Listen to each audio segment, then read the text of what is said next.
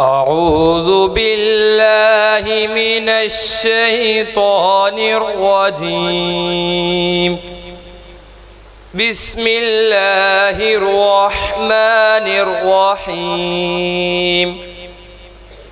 أفحسبتم أنما خلقناكم عبثا وأنكم إلينا لا ترجعون.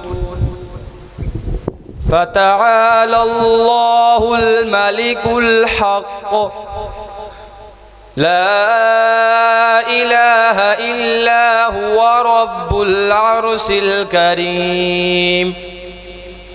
ومن يدع مع الله إلها آخر لا برهان له به فإنما حسابه عند ربه إنه لا يفلح الكافرون.